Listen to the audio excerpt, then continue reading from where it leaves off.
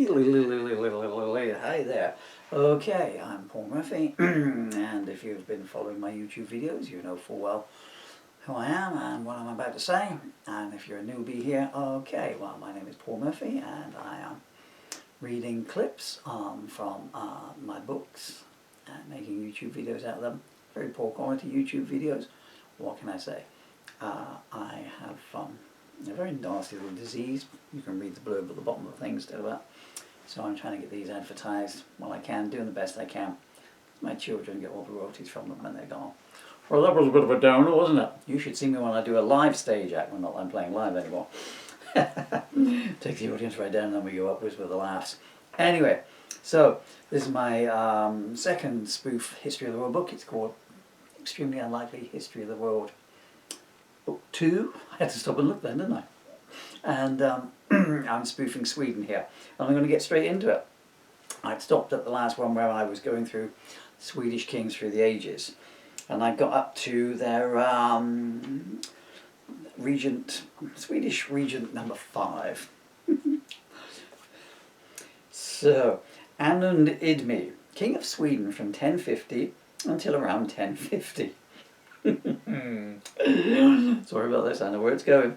He had the epithet of skitsläper, or turd dropper, as he had the habit of crapping in the houses of his opponents, then ordering his soldiers to do the same. This was not lucky for the last 1,000 soldiers or so, as 1, there was no toilet paper left, 2, the preceding 1,000 had already used the cat as well, and 3, they had a long climb first. Anund began his campaign of regal fecals in 1050, when a stroppy counter assistant at his building society told him, "We close in 5 minutes, get a move on if you want to make a deposit." Leaving the building with a smile, Anund smirked, "Oops, my bad. I thought your sign said counter ass instant." "My boyfriend Sven will beat you up for this," replied the lady, adding, "and that's not what it means when it says in tray." She had not counted on Anund's wrath. He sent his ringleaders and his ringpiece leaders round to her house that very day. She returned home to find her boyfriend Sven sitting in her favourite armchair, a puzzled look on his face and 16 turds on his head. "My Sven!" she wailed. Then wailed some more when she saw what the goldfish was wearing. "Goldie, my Goldie," she wept. "You can always rename him Brownie," said the quite good-natured in the circumstances Sven. Soon Anund's men were wreaking havoc throughout the land, especially after 3 coffees. Anund introduced the legislation of squatters' rights, om mina man har skit pa det or deras. If my men have shat on it, it's theirs. A terrible way of losing your property or your wife. In 1050, Anund went to war with Norway and lined up 40,000 soldiers along the border at Värmland. At the break of dawn, he ordered. At the break of dawn, he ordered his army to turn their backs on the enemy, drop their breeches, and give them what 4, what 5 if they could manage it. "Strange weather we're having today," mused Arvid Larsson, his last thoughts as it transpired. "No, it's turned out shit again," cried his wife. "Quick, run for the run's shelter, Arvid." But, like Lot's wife, he could not resist looking back, and within an instant he was turned into a 6-foot pile of sphincter plankton. "They've arsoned my Larson," wailed Helga. "And it's a very hot day too." Using next door's saucepan as a shield, Helga ran to the village police station. "I bring you bad news," she yelled. "Not as bad as your stew," said the sergeant. "That's not stew," replied Helga before conceding, "although my yesterday." "What seems to be the problem?" asked Commissioner Sven Dahl. "Not enough salt," replied the unfortunate sergeant. "It's the Swedes," said Helga. They've eaten loads of them and are attacking us with their intestinal offspring. Nonsense, Helga. It can't be as bad as you say, smiled the Commissioner, going outside for reconnaissance. He returned 2 minutes later, covered in 4-inch brownies. It is as bad as you say, Helga, he said grimly. Not as bad as this stew, said the unfortunate sergeant, who hadn't worked it out yet. Under cover of darkness and a very large umbrella, the Commissioner went to King Magnus II for help. Halt! Who goes there? What the fuck kind of aftershave are you wearing? Cried the sentry. 'Tis I, the police commissioner. I would show you my ID, but it's in my laundry basket. And where is that to? On a mountain far away. Burning. What do you want? 423 showers. And I need to warn the king that an enemy is upon us. Is he upon you? No, that's an enema. Can I have words with our sire? I think he'd prefer a telegram. There is a grim warning to our land I bring. Do you want us all to look like this come the weekend? To be honest, it's the Glastonbury Festival, so you won't look much out of place. But I see your point, and the carrot's in it. I will admit you to the king. Just promise to stand downwind of him. Commissioner Dull was admitted to the presence of Magnus II. Your Majesty, I have run all the way from Varmland. Looks like you've had the runs all the way from Varmland, interrupted the king. But I can see you look flushed. Yes, twice, but there's still some left. It is our enemies who have done this to me.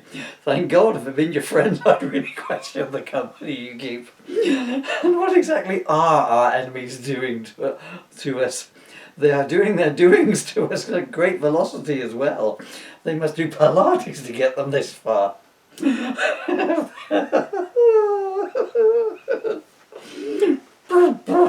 Have they made any demands?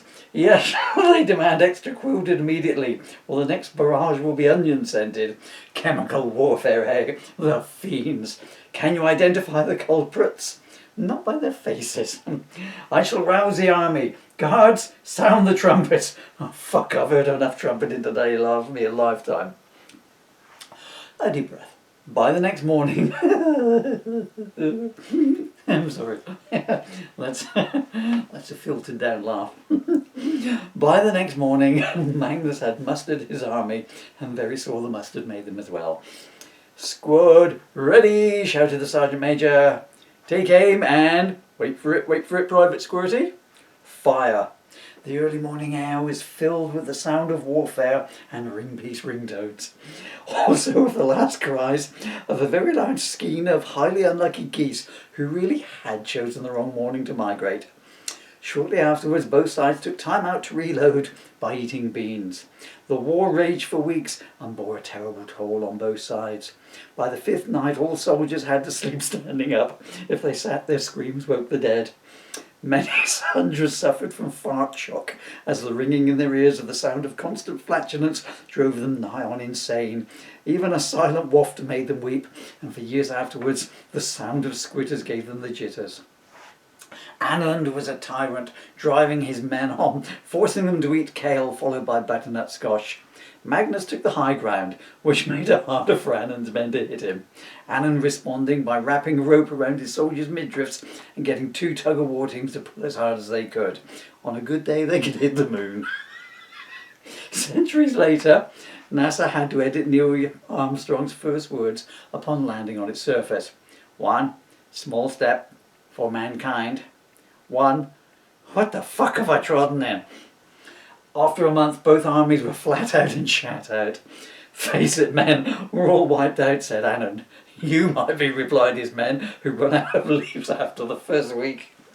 Shall we call it stalemate? He messaged Magnus. No, some of it's still fresh, mate, came the reply. My men shall fight you to their last breath, and then to the ones that come out of their lungs. Anand tried stealth tactics, sending men into Magnus's camp under cover of darkness to find out their strengths, weaknesses and sprout supplies.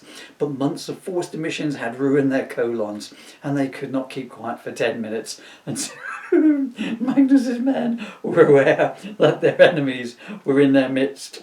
Parp. There's one here, I've got him. Parp, parp, parp. And he's very frightened. Fweep. Here's another one.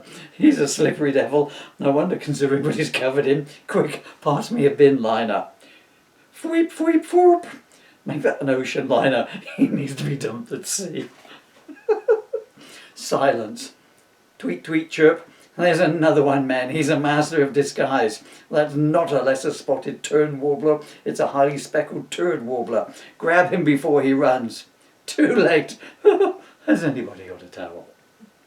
Following his failure to penetrate Magnus's defences, Anand waved the white flag. It's not very white. Are you surprised? Anand's weary army trudged home, whereupon their wives took one sniff and left.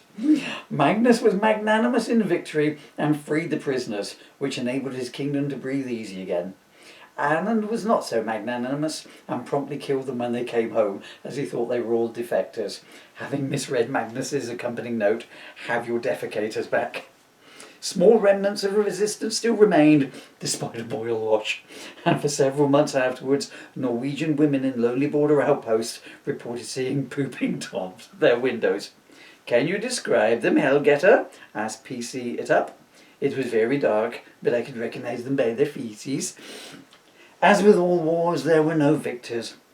Anand was toppled from the throne, as everyone was desperate to use it, whilst Magnus went mad in 1050, when an epidemic of stale goulash led him to believe a civil war had started. Locking himself in a lead-lined lavvy with his private guard for protection, they were forced to kill him after a day, under his own law, qui cum odoratus iscus trabocacon cam. He who smelt it, dealt it. His remains are believed to have been discovered in 1908, when a burial mound in Fleurwood was excavated and found to contain the skeleton surrounded by 124 rolls of toilet paper and with a clothes peg where its nose was. Well, that is part of my book. Paul Murphy's Extremely Unlikely History of the World, Book 2, N2. Z for Zaire. It's now coming towards you. Actually, if I turn this around, if you're a very fast reader, I think I said this before, you can read the back page as I come towards you. Here I am. I'm still here. Hello. Beep. What silliness, what silliness.